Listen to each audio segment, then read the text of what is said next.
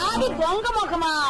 మీది దొంగ ముఖం, మీ అత్తది దొంగ ముఖం, మీ అమ్మది దొంగ ముఖం, మీ కుటుంబంలో అందరిది దొంగ ముఖం. మీ అమ్మ కడుపు మాడ మీ నోరు పడిపోను. నాది దొంగ ముఖమా?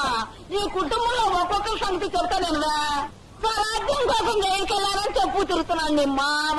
స్వరాజ్యమాడి పాడ ఇత్తడి చెమ్మ కాగేస్తాను, పట్టుకెళ్ళి బొక్కలో దోశ. ఎందుకు నేను మా పొద్దున ఆడమే నేను కొడతా ఎడతానా పాడి కడతానా? ఆయన కోడంట మన దొడ్డకొచ్చి గుడ్డెట్టిందంట, అది మనం అట్టేసుకు తిందామంట.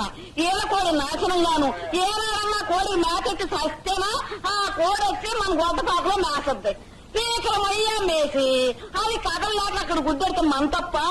ఈసారి ఆ కోడి రాని దాన్ని కోసి పోలేరమ్మ తల్లికి నైవేద్యం పెట్టకపోతే నా పేరు పాడి సుందరమ్మే కాదు. ఊరుకోనైనా నేను నోరు అంటుంటా, అడ్డమైన వాళ్ళు వాగుతుంటే నన్ను ఊరుకోమంటా.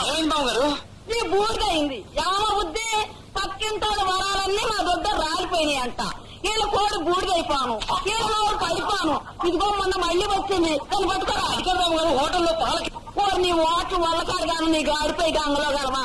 కోళ్ళు పట్టుకోరా అంటే నీ చేతులు పడిపోతాయా? కోళ్ళు పట్టుకోలేనాడు నువ్వే అమ్మగాడురా. వెళ్ళి కోడి పట్టుకురా.